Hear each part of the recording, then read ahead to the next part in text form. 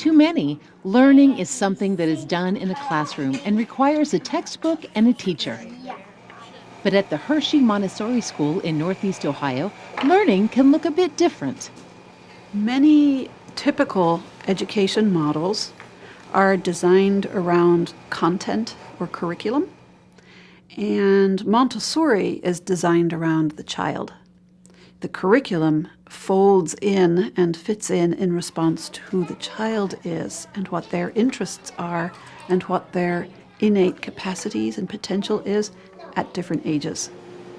We look at who the child is and what they're ready for, and in a very careful way will present to them keys of knowledge that will layer year upon year in a spiral curriculum over the time they're in Montessori.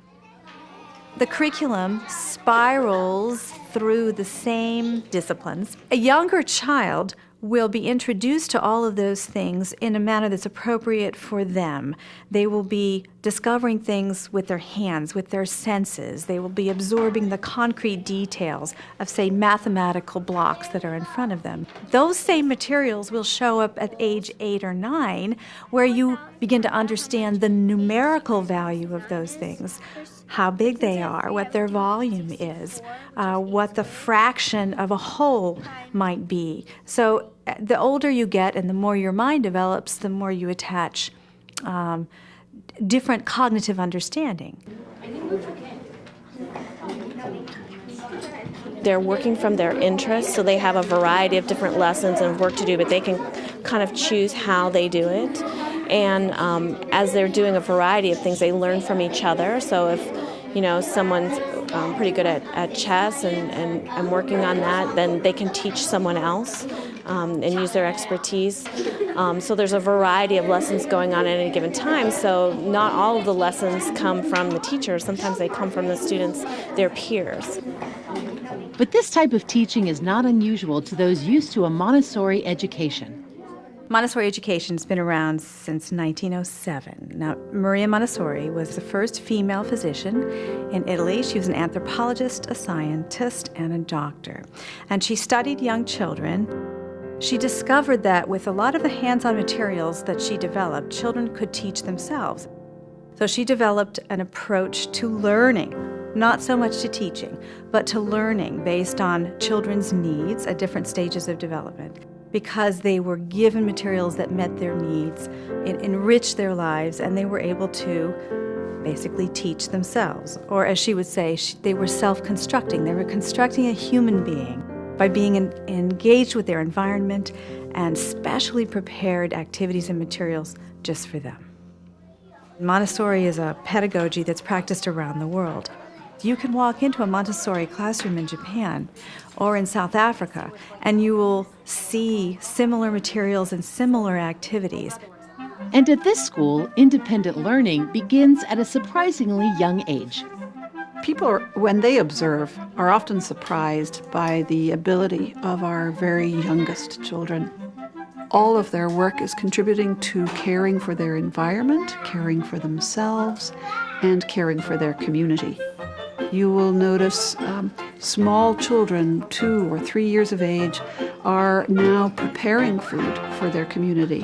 They are chopping carrots, they are peeling, they are, some of them, baking. And that independence continues all the way through the Montessori continuum until adolescence, where they have very real responsibilities for their whole community. They may have to cook that evening meal for all 25 residential students. I planned this week's menu with one of our staff. So we've got pasta tonight, we had tacos last night. It really ranges. We have a list, everyone puts in their favorite foods, and we try and incorporate that all. We try and get a lot from our garden. Any Montessori environment you walk into, you will see that there's care for self and care for others and care for the environment. For adolescent students, a part of their many responsibilities also involves caring for their environment on a farm. A farm is a specially prepared environment. It creates these wonderful opportunities for an adolescent to practice making choices. and taking on real responsibilities and taking on real accountability in an environment that is very attractive to young people. So they will make choices, they will learn the responsibilities of an adult world in context of contributing to their community. They will learn to use all of the disciplines and subject areas as they work on a farm. The school is about the adolescent. It's not about farming, but a farm environment is a perfect place for an adolescent to practice and to become who he or she is to become as an adult. A student at the adolescent level, for instance, might be involved in a project where they are going to purchase a new cow for the farm.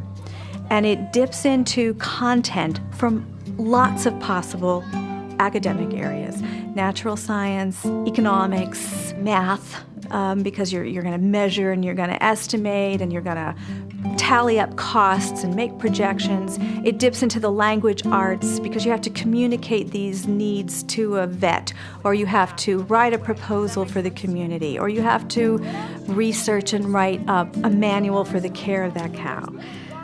What we do that's extraordinary and different is that we combine learning from all areas, make it real, put it not only in the children's reading material, but also in their hands, and the practical aspect of accomplishing a real task that has value for their community. It's a whole person solving a real problem and becoming a more informed citizen in the process. One of the things that motivates me, that suits my own passion with the work here and the experience for the children, is that there is an emotional attachment to land.